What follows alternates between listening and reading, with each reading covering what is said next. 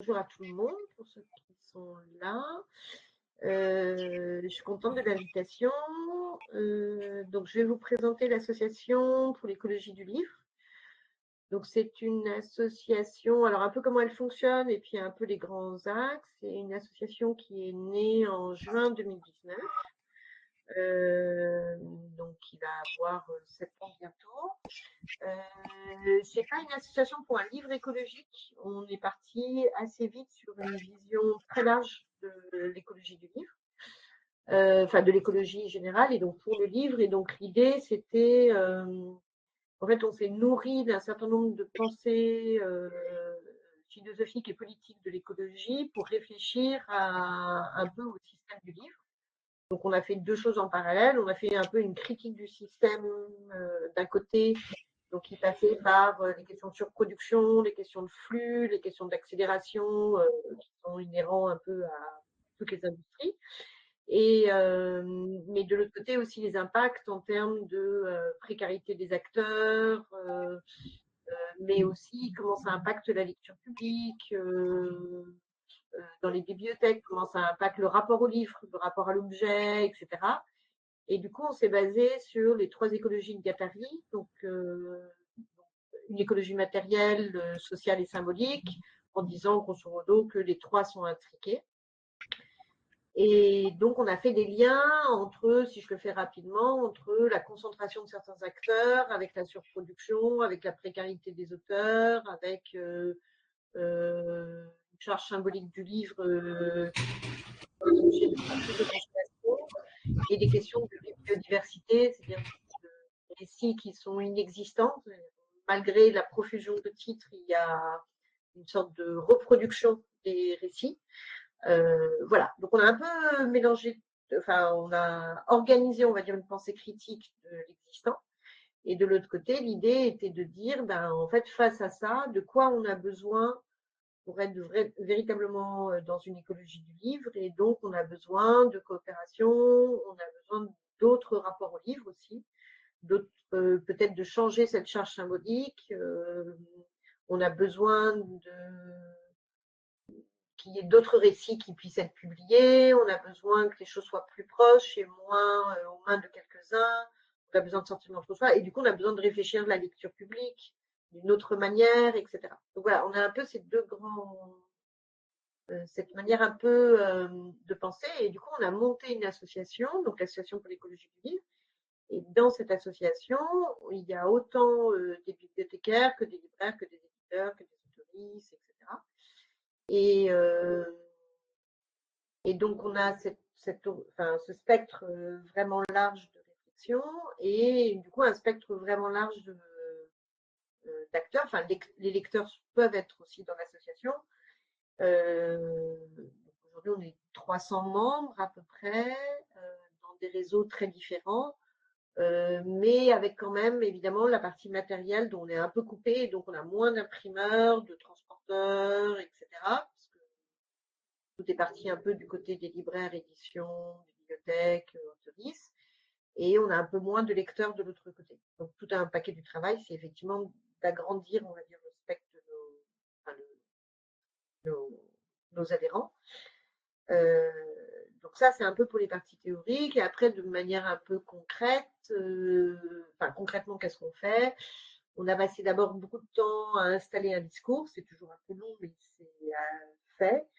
Donc, voilà, écosystème du livre, etc. Alors maintenant, c'est un peu rabâché, mais on a repris la biodiversité qui avait été théorisée par l'Alliance des éditeurs indépendants, par les éditeurs chiliens, puis par une éditrice australienne. Donc, on a passé les 2, 3, 4 premières années à structurer l'association et se doter d'outils communs. Donc, on a un Framateam, un Nextcloud, etc. Donc, ça, c'est pour la partie gouvernance et organisationnelle. Et de l'autre côté, à déployer nos discours dans des interventions différentes, dans des agences régionales du livre, dans des rencontres nationales de la librairie, au Centre national du livre, enfin voilà, dans différentes instances. Ça, c'est le premier cap. Et puis, on a qu'on continue à faire avec ce qu'on appelle de la déformation, mais des actions sensibilisation aux formations, aussi aux formations initiales, donc futurs libraires, éditeurs, RIS, etc. Et puis, on a aussi une partie donc de recherche-action. Et donc là, on a créé plusieurs des outils. Donc dans les outils, donc peut-être après Christophe, tu pourras montrer, mais donc on a créé un centre de ressources. Donc il y a un nouveau site de l'association qui est depuis l'année dernière qui est ouvert avec un centre de ressources qu'on a réfléchi de manière un peu particulière. Ouais, merci beaucoup.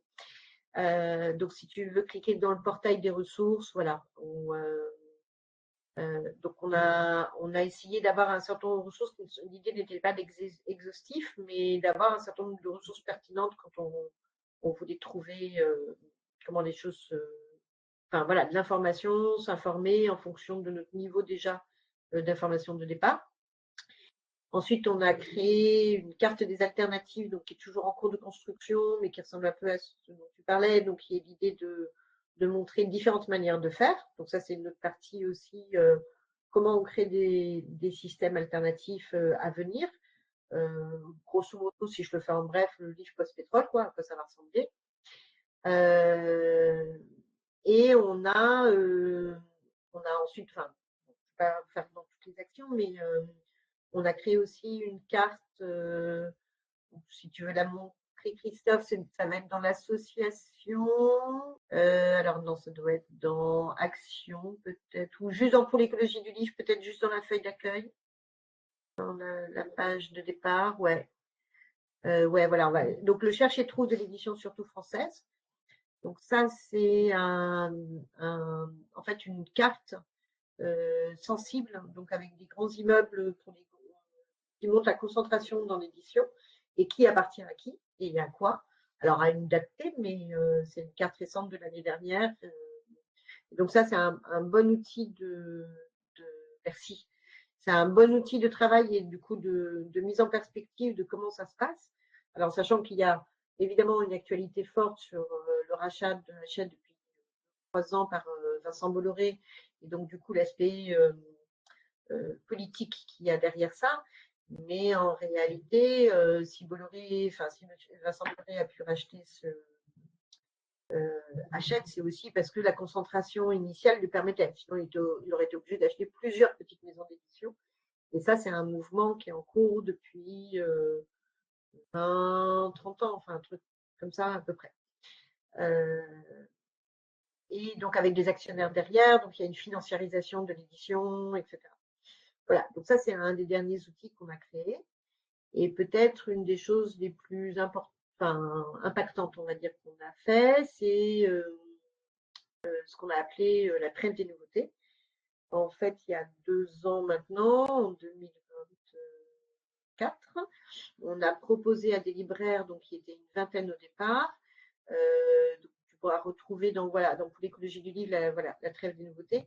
On a proposé donc il y a une vingtaine de libraires qui se sont engagés en fait, à ne pas prendre de nouveautés. Donc, on a un système un peu classique, mais avec des représentants qui viennent nous présenter des nouveautés à venir. Et dans l'édition et la librairie, on a un rapport de force qui fait, sur la diffusion, qui fait que les libraires prennent pas mal de nouveautés et même en tant que lecteur, il y a un rapport à la nouveauté qui est très fort. Et donc, dans ces idées de ralentissement et de décroissance, on voulait interroger ce modèle qui était un peu fixé dans nos têtes de l'importance de la nouveauté. Et donc, ces 20 libraires se sont empêchés de prendre pendant 1 mois, 2 mois, 3 mois les nouveautés complètement pour voir ce que ça faisait. On avait 3 interrogations qui étaient est-ce qu'on va perdre du chiffre d'affaires? Est-ce que les clients vont s'en rendre compte? Et quels vont être nos rapports à la diffusion? Donc là, vous avez, Christophe, c'est le rapport qu'on a fait, qui est un rapport à une 50aine de pages, qui est un rapport chiffré mais sensible aussi. Et en fait, ce qui s'est avéré, c'est qu'on n'a pas perdu de chiffre d'affaires, les clients s'en sont pas vraiment rendus compte, et que par contre, ça a créé de la tension avec la diffusion, donc dans ce rapport de force. Et on l'a réitéré l'année dernière, et là, on a sans doute entre 200, 300 librairies qui ont fait des trêves. Alors, annoncé ou pas pour éviter d'avoir des relations conflictuelles avec leurs diffuseurs, mais qui ont en tout cas changé leur manière d'appréhender la nouveauté.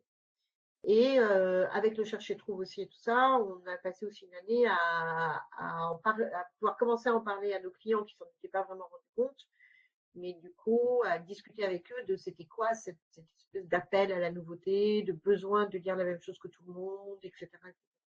Donc voilà, on est un peu là-dedans. Qu'est-ce que je peux vous raconter d'autre?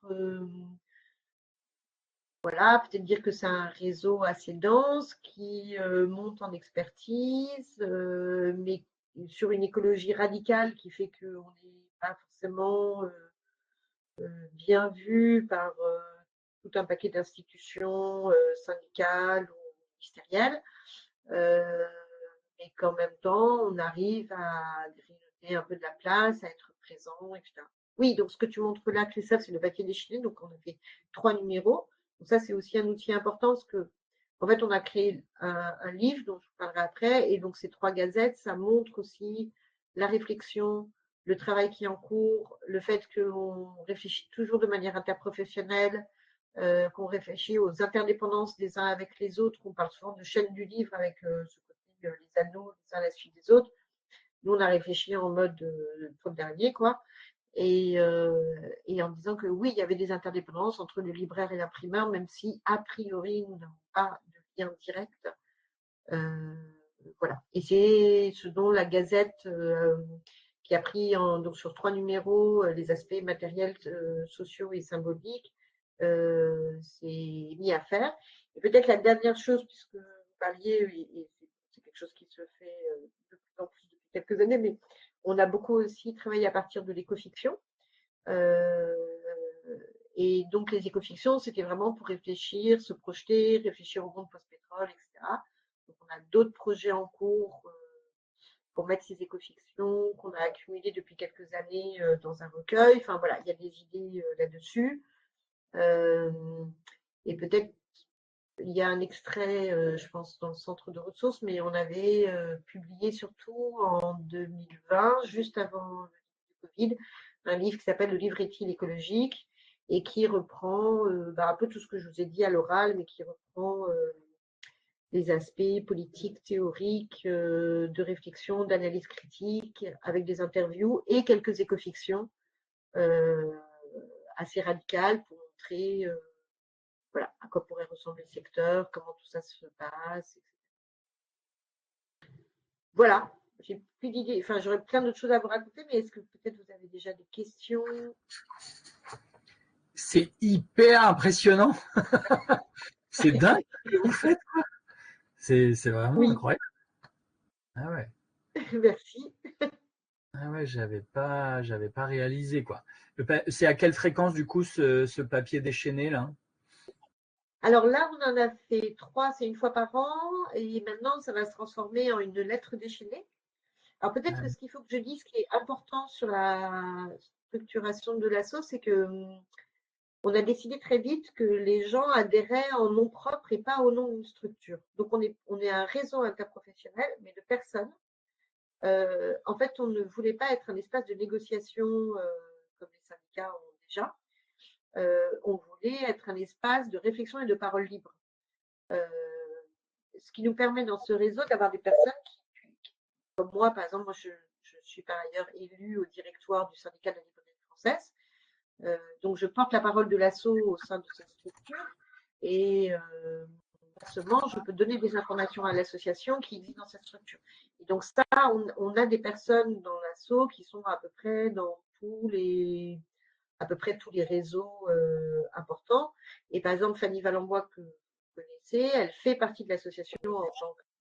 Du coup, c'est aussi un espace d'échange, de travail en commun, mais par les personnes individuelles. Si je change de poste, je peux rester à l'asso, etc.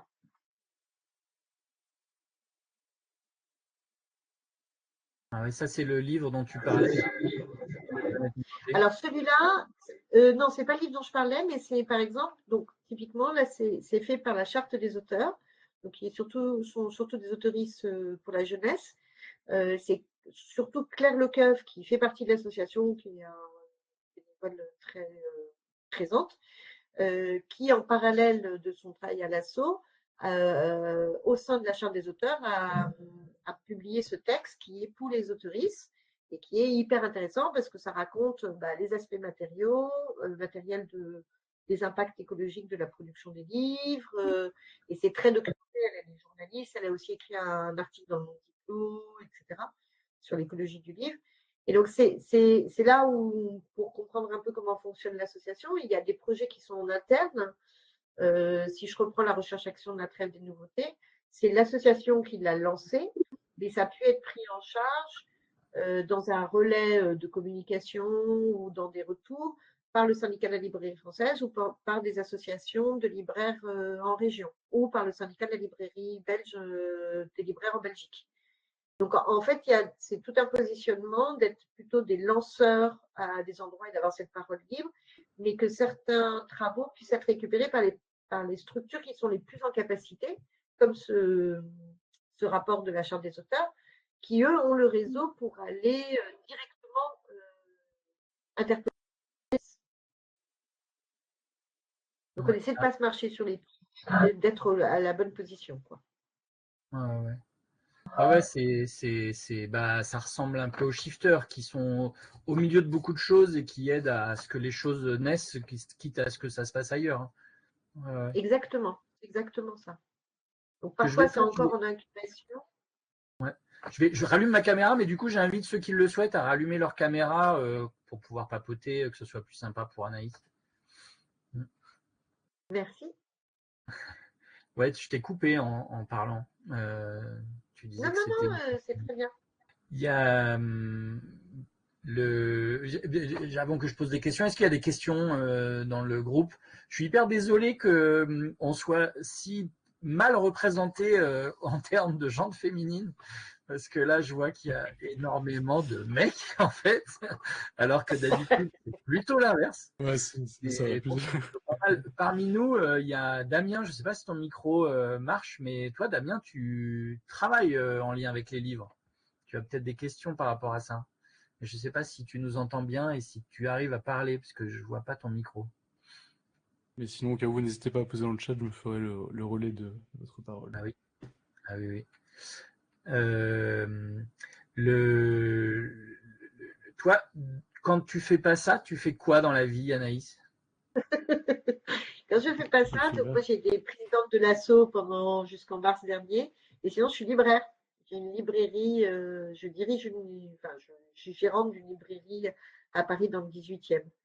Et en fait, ces questions-là, je me les suis posées depuis déjà un moment. C'est-à-dire, c'est assez classique, hein, c'est grosso modo, je me rends compte il y a 15 ans, 18 ans, un truc comme ça, des questions de dérèglement climatique de manière un peu forte à travers un spectacle, une conférence gesticulée auquel j'assiste.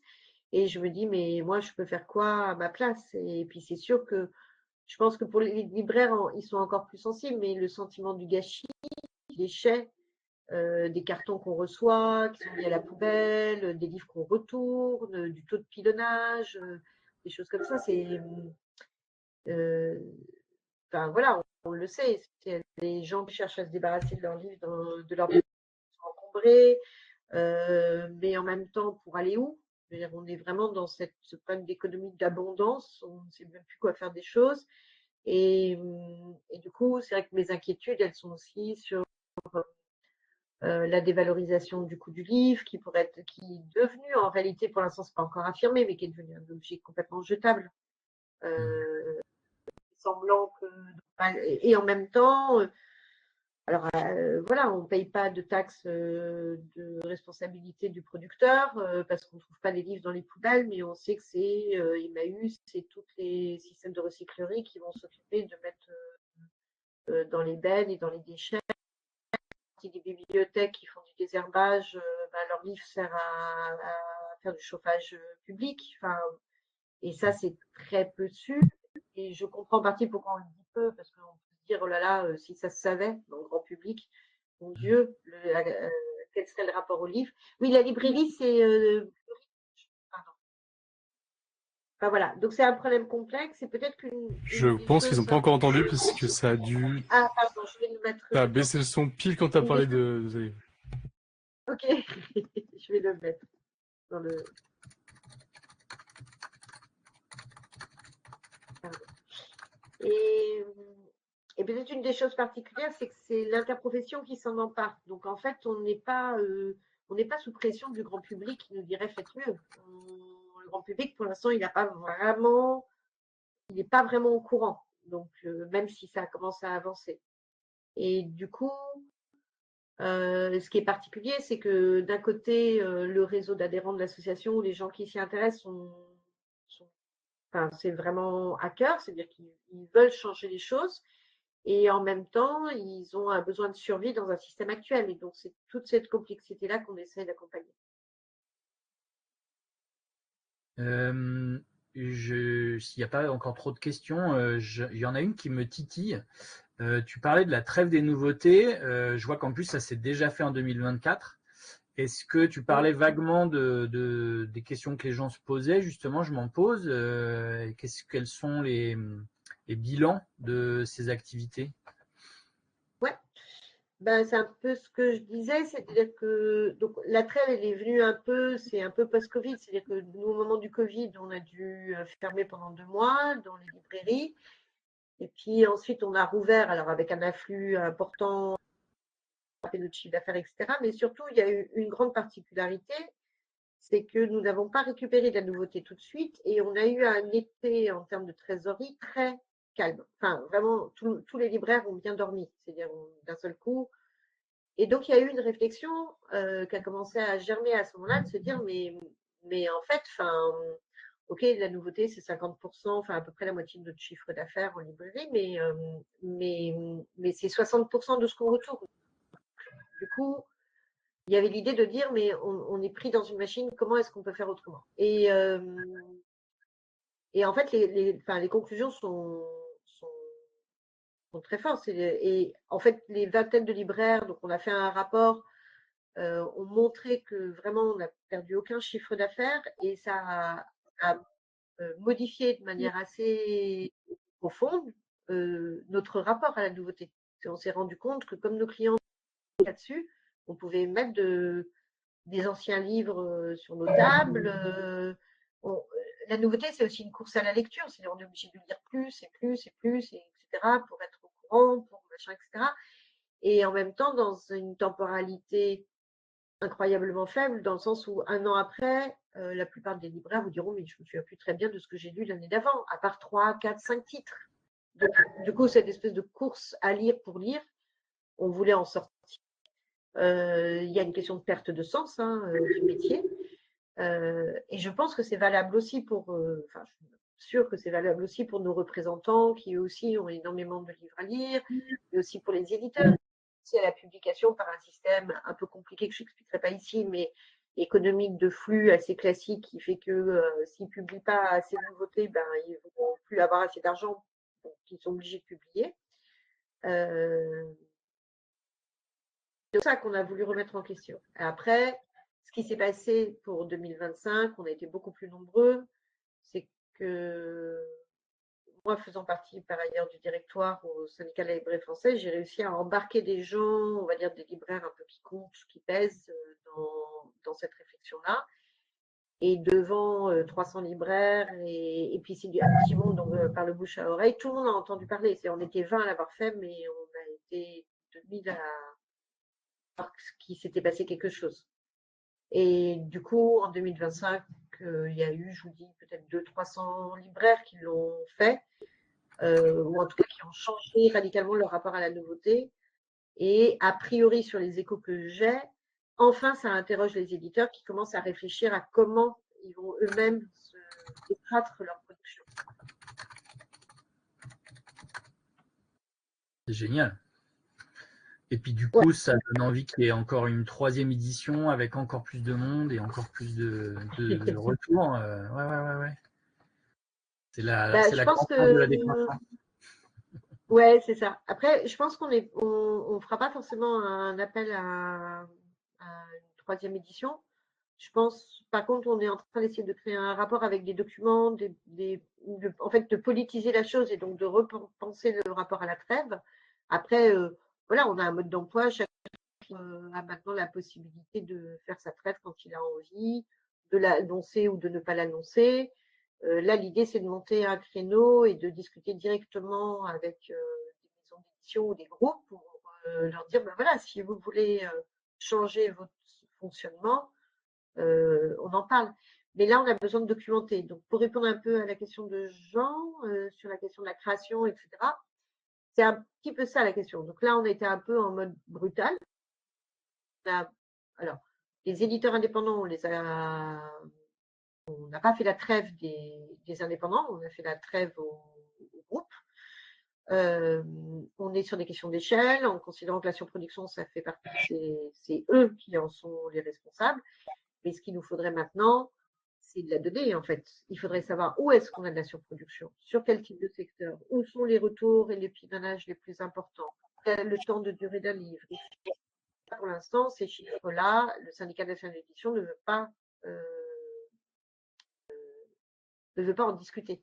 Parce qu'on est en train de mettre à mal un peu. Voilà. Il y avait Jean Oui. qui a fait une question. Pardon, oui, non, mais je veux pas faire un dialogue, hein. C'est juste cette question de l'équilibrage fondamental. Le SNE dont j'ai fait partie à un moment donné aussi cherche des solutions. Enfin, je ne sais pas pourquoi ils veulent pas vous parler, mais bon, c'est peut-être à cause des leaders importants qu'il y a au sein du SNE qu'il y a une forme de blocage, mais sinon, ils ont aussi quand même un désir de réflexion autour d'avancer sur cette question de l'équilibrage. Là, en fait, oui, c'est sûr qu'avec les personnes avec qui on est en lien direct, enfin, on va dire, la parole publique du SNE refuse de parler de surproduction. Par exemple, il parle de surpublication. Et quand il parle de surpublication, quand il parle de surpublication, c'est pour dire non, mais en fait, on n'a pas. Le problème, c'est tous ces petits éditeurs qui publient trop de livres. Le problème n'est pas à nous, puisque nous. Et du coup, quand on les interpelle là-dessus, ou ils vont parler du surtirage, par exemple, en disant c'est toujours pas le problème de la surproduction, le problème c'est nous avons besoin d'un outil donc, qui est en train d'être créé pour savoir où est-ce qu'il reste du stock dans les librairies pour éviter de tirer d'un bouquin et du coup de créer du déchet. Mais le système général de la manière dont les livres sont produits, pour l'instant de remise en question. Pas officielle en tout cas. Bien sûr. Bien sûr. Est-ce que vous avez essayé de rentrer alors sur la parole publique officielle du SNE, je comprends très bien que évidemment ça passe pas. Mais est-ce que en rentrant par le biais d'une dimension un peu plus petite, c'est-à-dire la dimension écologique au sens préservation des ressources, etc., vous avez essayé de rentrer en contact avec eux parce que ils ont aussi quelque part des personnes qui travaillent. C'est pas la parole officielle, mais ils ont des personnes qui travaillent sur ces questions des ressources, limitation, production, impact, etc. Donc, je sais pas, hein, je posais cette question s'il y a peut-être. Oui, oui. Ben, en fait, on a des adhérents de l'association qui font partie qui sont dans les commissions du SNE. Donc, en fait, notre parole, elle passe essentiellement par ce biais-là. Après, l'association est on a aussi, dans le syndicat de la librairie française, il y a une commission écologie qui, elle, est plus à même, a priori, dans cette espèce de jeu un peu institutionnel, de discuter en direct avec la commission, par exemple, environnement et fabrication, etc. Les choses se sont beaucoup accélérées sur les 6 dernières années, mais par exemple, je sais que tout au début, il y a 6 ou 7 ans, on avait demandé en disant, on aimerait, au moment de la nouveauté, on aimerait savoir où les livres ont été imprimés, de quelle manière, etc., pour pouvoir choisir. Ils nous ont répondu que c'était de la censure.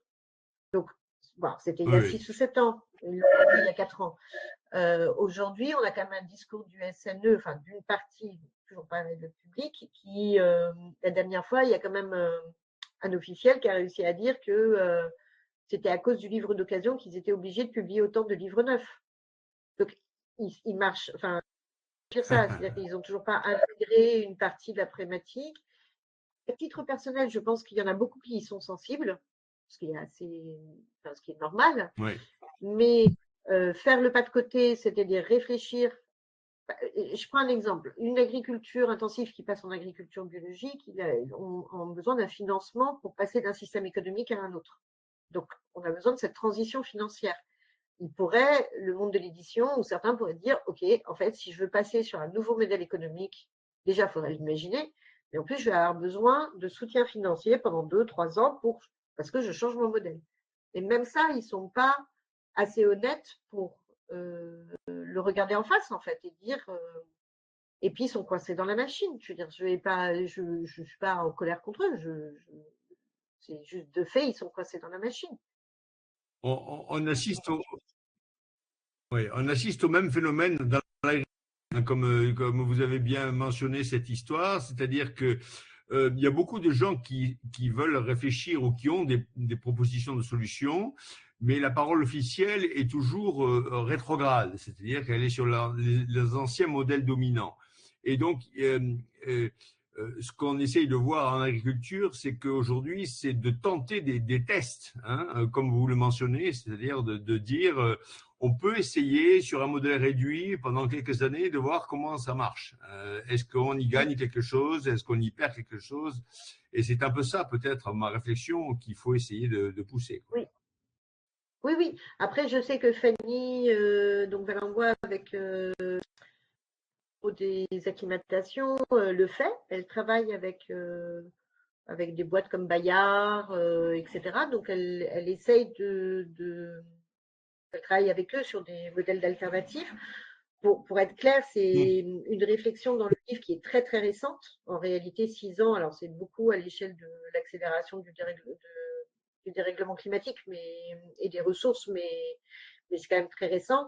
Mais c'est vrai que si on finit, en fait le truc c'est qu'en interne au sein du SNE, qui est par ailleurs financé à 50% je crois par Hachette de mémoire, donc il y a peu d'autonomie, donc ils sont peu représentatifs des Oui, indépendants, il y a très peu c'est de ça. voix Oui, alternatives. Et par exemple, alors on pourrait en compte, mais sur le règlement sur la déforestation européen, ils ont réussi à extraire le livre de cette réglementation oui, et j'ai ils vu s'en ça, oui. félicitent. Alors, du coup, c'est toujours la même chose, c'est-à-dire que c'est, enfin, je veux dire, c'est quand même un syndicat patronal, la commission environnement fabrication. Moi, c'est ce que j'appelle une commission achat de papier, c'est-à-dire en fait, c'est une commission qui donne les outils pour entrer dans les réglementations et de faire un peu de lobbying aussi, mais de réentrer dans la réglementation européenne. Euh, il y a un peu de conscience, mais par exemple, enfin, typiquement, si vous allez sur leur site, ils vont vous dire 97% des papiers sont certifiés de nos éditeurs, des éditeurs de Oui, l'édition française sont certifiés. En réalité, bon, en réalité, c'est sans doute vrai, mais ça ne va pas très très loin en termes d'expertise parce que entre le papier certifié par machin, etc., c'est quand même voilà. Et puis en plus, c'est que du déclaratif, c'est-à-dire qu'en fait, ils ne font pas d'études sérieuses. Ils demandent aux éditeurs, et quand moi je leur dis, mais vous ne pouvez pas travailler que sur du déclaratif, à un moment donné, vous devez quand même enquêter un peu. Et ils travaillent en plus avec l'UNIC, etc. Et ils répondent en disant, mais on n'a pas à s'immiscer dans le travail de nos adhérents. Donc, en fait, c'est très, enfin, je veux en dire, c'est vieille France, quoi. On n'est pas sorti. hmm. Il y a beaucoup de résistance, oui. Ouais. Moi, je travaille avec la librairie Jonas dans le 13e. Je connais Et bien, par ouais. ailleurs, comment? Oui, je connais Et bien Thierry. voilà. Et Thierry et Nathalie maintenant qui s'en occupent. Et c'est vrai que c'est vrai. Alors je sais, comme j'ai pris un peu en cours, je sais pas si vous en avez parlé, mais le problème aussi, parce que moi je travaille un peu de temps en temps avec eux, mais je travaille aussi avec une association qui s'occupe de bibliothèques et surtout de l'hybridation des bibliothèques. Mais pas de lecture publique. On regarde un peu comment les bibliothèques pourraient devenir des lieux de culture un peu plus larges et surtout les bibliothèques rurales. Mm. Et en fait, Ouais. en travaillant là-dessus, on se rend compte que, je ne sais pas si vous en avez parlé, mais le problème aussi de toute l'industrie du livre de manière générale, c'est qu'ils produisent beaucoup, mais qu'en face, il y a de moins en moins de lecteurs. C'est-à-dire Ouais. et il y a de moins en moins de lecteurs. Et contrairement à cette matinée, la majorité des lecteurs sont des lectrices aujourd'hui. Il y a un gros, enfin, je veux dire, il y a eu un changement. En 40 ans, il y a eu un changement énorme de la pratique de la lecture, et ce qui fait aussi que le secteur, c'est pour ça que c'est aussi difficile, quoi. Ouais. Je crois que le seul secteur aujourd'hui qui fonctionne un peu dans le livre, c'est la new romance. Par romance, new romance, Oui, etc., qui explose un peu. oui. Oui, oui. Après, ce qui est assez particulier, et je pense que c'est lié à, je vais faire plusieurs réflexions un peu en parallèle, mais ce qui est assez particulier, c'est qu'il y a quand même la loi sur le prix unique du livre. Et je pense que ça, c'est quelque chose qu'on devrait un peu creuser parce que le livre, par ailleurs, est assez. C'est-à-dire que dans le cas de crise forte, on est peu impacté. On peut avoir des baisses, on peut avoir des baisses de 1%, de 2%, etc. On a un chiffre d'affaires global assez constant depuis une année qui baisse un petit peu. Par contre, c'est vrai qu'on a une accélération de la perte des lecteurs.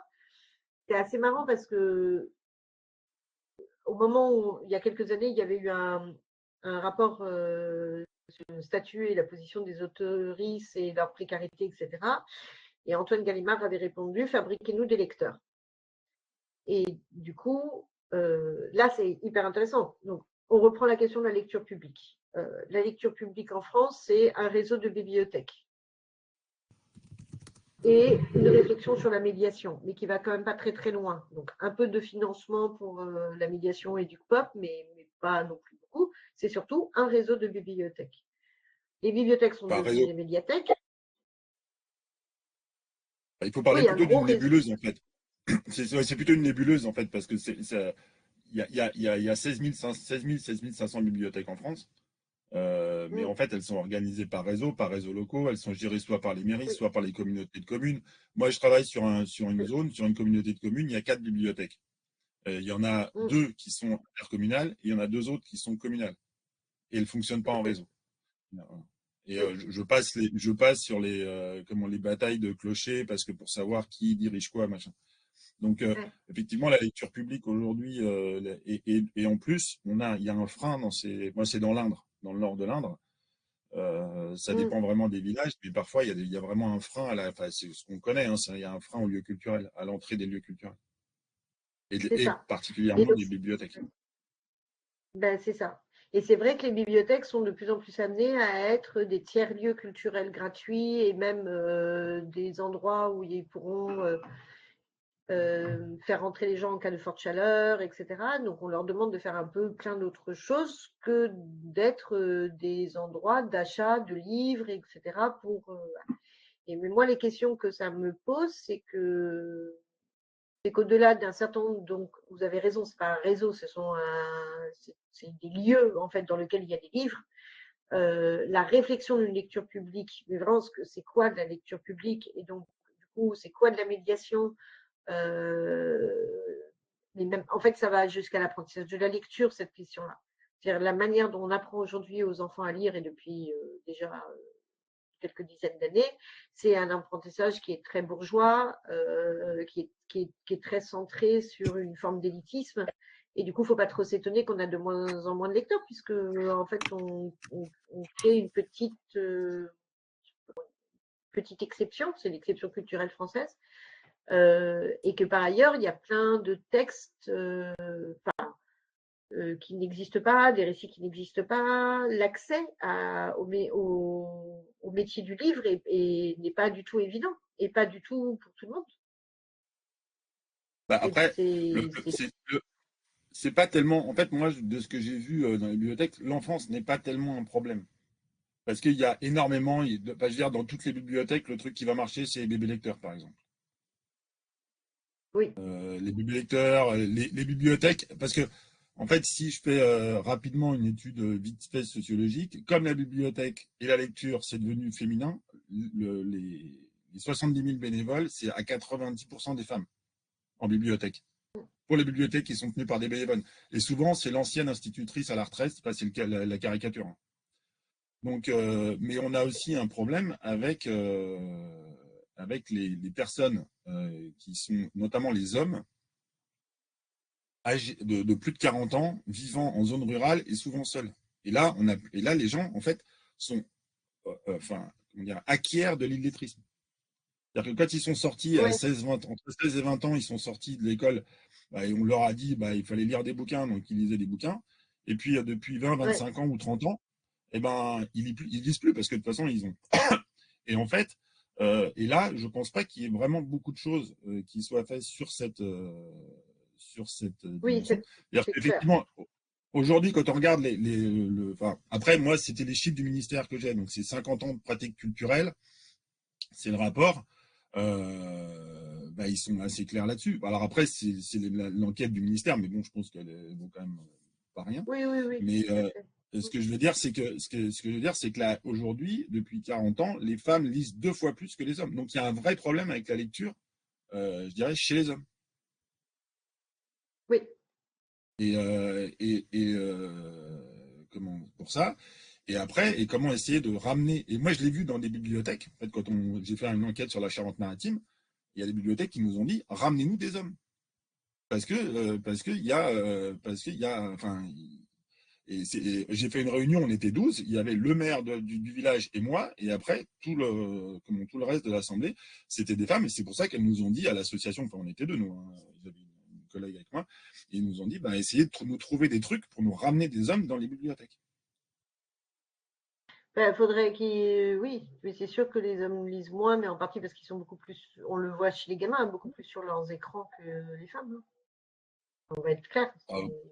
Je sais pas parce que après, je sais pas parce que par exemple, quand on regarde les pratiques du jeu vidéo, en fait, les femmes jouent plus que les hommes. On est multitâche.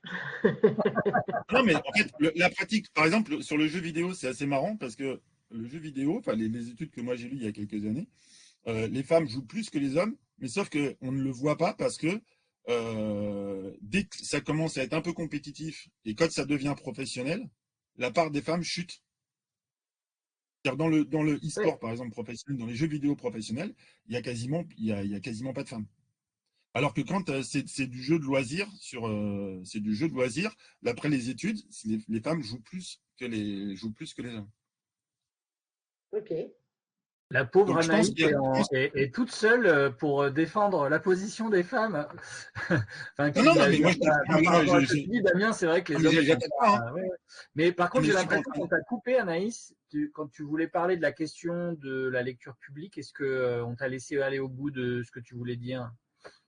Oui, non, c'est vraiment un sujet complexe que même à l'assaut, c'est pas, je pense que c'est un nœud central, mais qu'on a encore du mal à aborder parce que, moi j'ai eu la chance d'avoir une formation, enfin une partie de ma vie avant d'être libraire a été de travailler avec des pédagogues de la lecture et des gens qui étaient on va dire assez radicaux sur ces questions-là, qui avaient inventé des tas de systèmes aussi, des bibliothèques où c'était les enfants qui choisissaient les livres qu'on achetait, des choses comme ça, vous voyez, des trucs très beaucoup plus horizontaux, etc. Et donc avec une vraie réflexion sur la place en fait du livre dans la cité, si je le fais un peu en rapide, mais c'est, enfin, cette formation et ces idées-là, elles sont à l'université et du côté de l'éducation nationale. Elles n'existent pas dans le monde du livre. Enfin, très peu de gens sont formés à ça, un petit peu en bibliothèque et encore, un peu sur la médiation, mais pas tant que ça. Et c'est un truc de vraiment d'enjeu de société. Enfin, c'est une question de vision de société. C'est-à-dire que comment on veut que les choses soient là. En France, on a la chance ou pas, mais d'avoir le livre est très sacralisé. Donc d'un côté, c'est bien parce qu'effectivement, je pense que lecteurs et non lecteurs considèrent que le livre est une chose importante, même quand on ne lit pas. Ce n'est pas le cas dans plein d'autres pays. Mais en même temps, je pense qu'il y a un besoin que la lecture ou l'écriture redeviennent des outils pour tout le monde et pas juste pour certains. Et ça, c'est un vrai angle mort pour les professionnels du livre. pas de la lecture, mais pour les professionnels du livre. Donc pour moi, il y a une nécessité qui prendra sûrement encore du temps, mais de joindre un peu ces deux typologies de réflexion pour arriver à ce que libraires, éditeurs, etc., soient formés à ces questions-là et politisent leur position par rapport à ces questions de lecture publique, mais pas dans le sens de nombre de bibliothèques, mais dans le sens de on fait pour que la lecture et l'écriture appartiennent à tout le monde. On en fait un outil démocratique et pas un objet de consommation. Je fais très vite. Ouais. Si je comprends bien, il y a vraiment un enjeu d'abord politique. Oui. Ben, c'est écologique, quoi. Et oui. La gestion de la maison. Oui, c'est ça. D'où l'écologie du livre, quoi. C'est ça. Exactement. Et pas le livre écologique. Ok. C'est un peu le.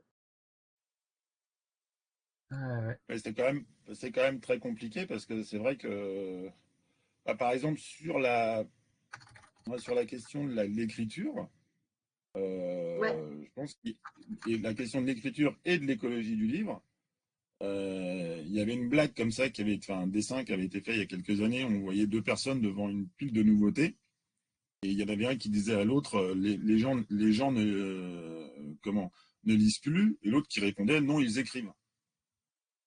Et c'est vrai que quand on regarde depuis 10-15 ans le développement, il y avait l'Harmattan qui avait un peu lancé le truc il y a plusieurs dizaines d'années, et aujourd'hui, les éditeurs indépendants, les auto-éditeurs, l'auto-édition, comment ça marche quand même, je n'ai pas les chiffres, mais c'est quand même, ça marche quand même pas mal. Ouais. Je veux dire, il y a quand même. Oui. Il y a quand même, quand on va au salon, moi j'allais au salon du livre, parce que j'ai été libraire il y a en 2007-2009, comment j'avais monté ma propre librairie qui était spécialisée en histoire dans le quartier latin. Donc j'organisais, on essayait de faire vivre un peu le truc, et j'organisais une sorte de petit salon du livre tous les mois dans un café.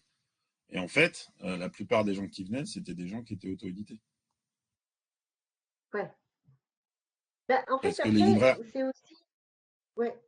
Mais c'est aussi. En fait, le truc, c'est c'est un peu le truc de la monoculture. Enfin, je sais pas comment dire, mono, alors c'est pas culture, mais on a un monosystème. C'est-à-dire le système un peu classique. On se fait éditer par un éditeur. Si on publie plus de 10 000 livres, ben, on va en vivre quand même un peu mieux que si on en vend que 3 000 et machin, etc. Mais en réalité, ce qu'on se rend compte, c'est que c'est un peu comme les questions écologiques, c'est qu'en fait, il y a plein de systèmes qui peuvent être en coexistence les uns avec les autres. L'auto-édition, pour moi, n'est pas une mauvaise chose. Il y a une enquête qui est parue il n'y a pas très longtemps où on posait la question à des autoristes en disant qu'est-ce qui est le plus important pour vous, de vivre de votre métier, d'être lu, de partager votre œuvre avec vos lecteurs, etc. Et en fait, ce qui est assez marrant, c'est qu'il n'y a que 30% qui veulent en faire leur métier. Et 70% veulent juste partager, enfin d'abord écrire et pouvoir le partager à 50 personnes. Et du coup, l'auto-édition là-dessus, qui est presque un peu antinomique avec le système industriel, fait complètement sa part du travail. Mais par contre, il y a une dévalorisation de ce truc-là, alors que ça ne devrait pas. Enfin, en fait, peut-être qu'on a tous en nous l'envie d'écrire nos mémoires ou une nouvelle, et quel est le lieu dans lequel, ou les espaces dans lesquels on peut le partager sans faire jouer des questions de légitimité parce qu'on n'est pas publié chez un grand éditeur, ni parce qu'on n'est pas dans les librairies, etc. Et pour moi, il y a un vrai nœud de déconstruction, et c'est là où je parle d'enlever de la charge symbolique au livre dans le sens de le désacraliser pour en faire aussi un objet, outil de partage et pas un Ouais, truc qui va tous être au prix. mais est-ce qu'il y a beaucoup de livres qui sont en auto-édition dans les librairies et dans les librairies parisiennes? C'est pas sûr. Enfin, je veux dire, Non, c'est très bien. non, voilà. Et c'est très bien. Par contre, où sont les espaces d'échange entre les auteurs à part sur les plateformes et les réseaux sociaux, entre les auteurs auto-édités et leurs lecteurs? Où est-ce qu'ils se rencontrent, ces personnes-là? C'est pas si simple que ça, en fait. Ils se rencontrent dans des endroits où le reste de l'industrie ne les voit pas. Et pourquoi pas? Mais enfin, en tout cas, en termes d'impact déchets, on pourrait faire des études, mais je suis à peu près certaine que c'est pas le problème, quoi. Ah non, mais là, moi, je parlais pas du Oui, support. Enfin, je parlais pas du papier, moi. Je parlais. ouais. Bon, effectivement, je pense que l'auto-édition n'a quasiment pas d'impact. Enfin, par rapport à la toute l'édition, n'a pas Ouais. d'impact sur l'économie. Oui. Non, c'était plutôt au nombre. Enfin, parce que le problème, c'est que c'est un peu comme on disait sur l'agriculture, c'est-à-dire que dans un secteur qui est quand même pas, je vais employer un gros mot, mais en croissance, c'est très difficile Oui. d'évoluer, quoi. C'est-à-dire que c'était ce que vous disiez tout à l'heure sur le fait que, bah, effectivement, ils sont pris dans la machine, quoi. Oui. Et qu'ils sont C'est pris dans sûr la machine. que oui.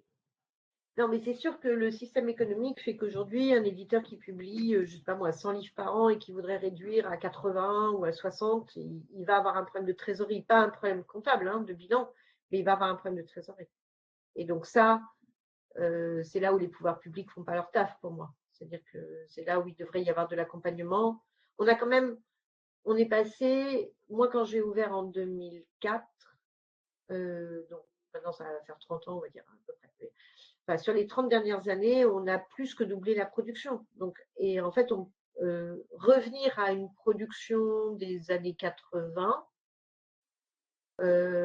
c'est encore, je ne sais plus combien de livres de publication par an, mais c'est encore énorme en fait.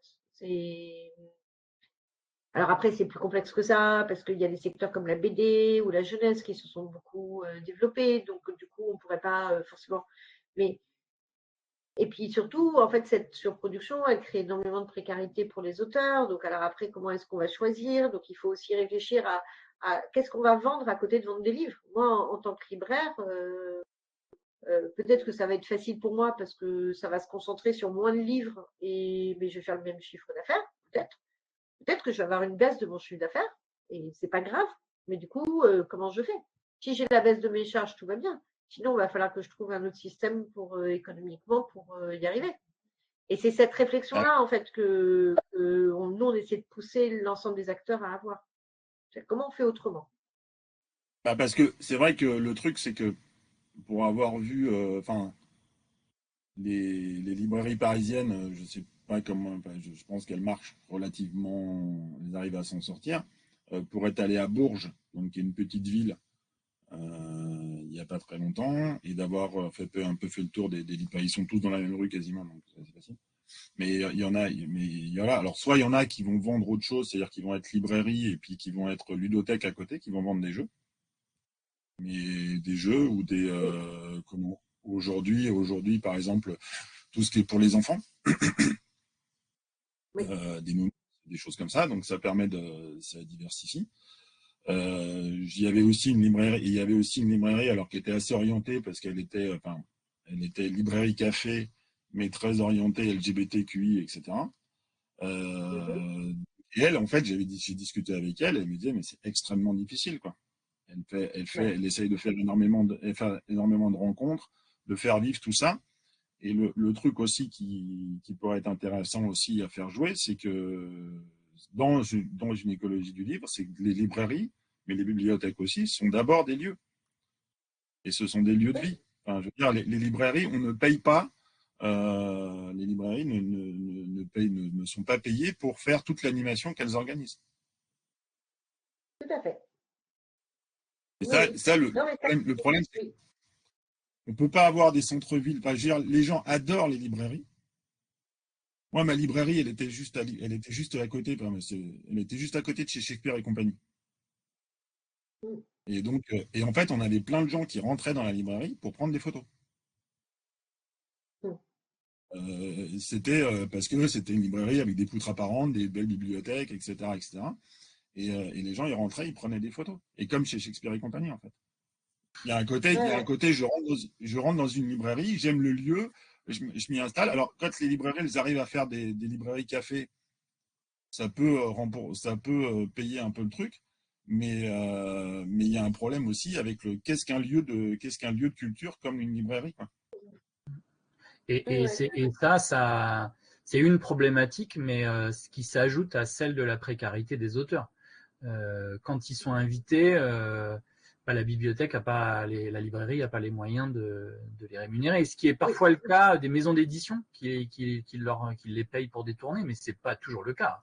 C'est même rare. Maintenant, c'est même l'inverse. Maintenant, c'est les maisons d'édition qui demandent. C'est les maisons d'édition qui demandent à ce que les libraires payent une partie des frais de déplacement, par exemple.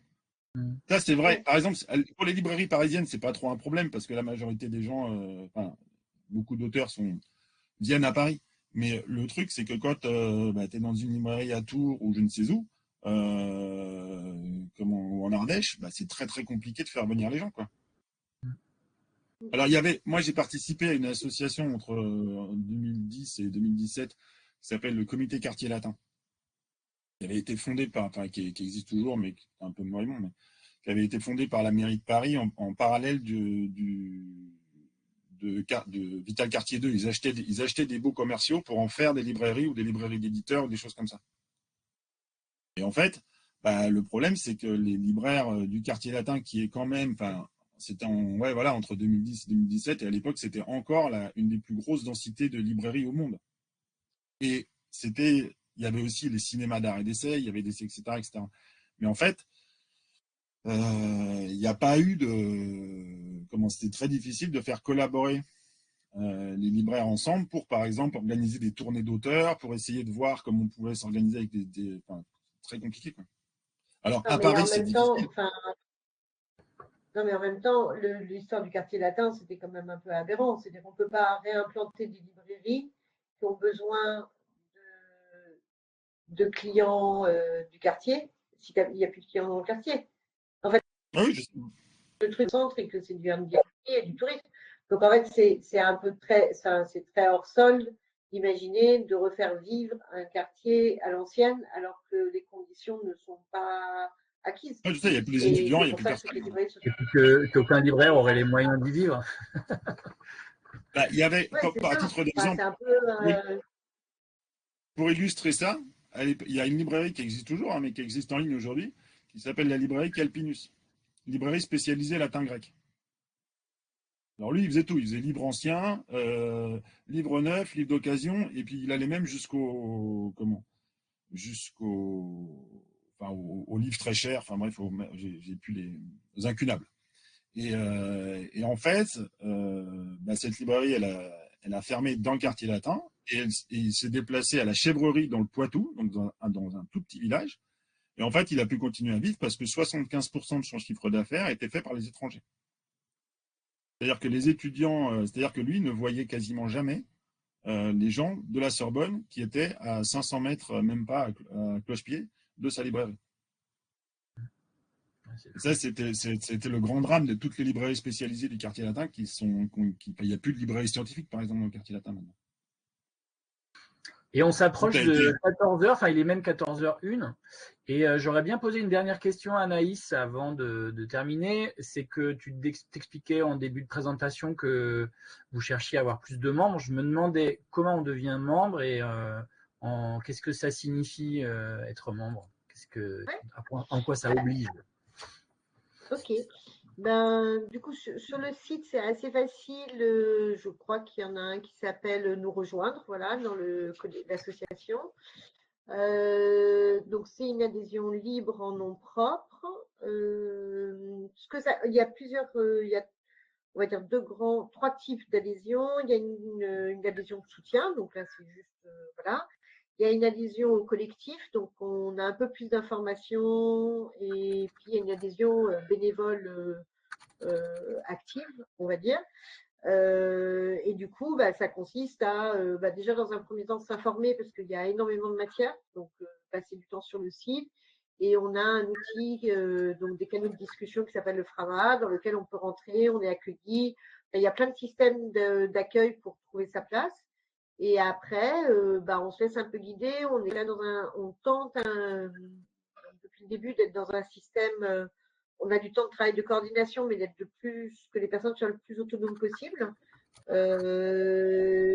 Et puis voilà, c'est un réseau, donc c'est un peu comme vous, c'est des personnes qui se rencontrent, qui décident de fabriquer des choses ensemble ou pas, et du temps de coordination pour coordonner un peu tout ça et être en soutien sur certains projets, etc.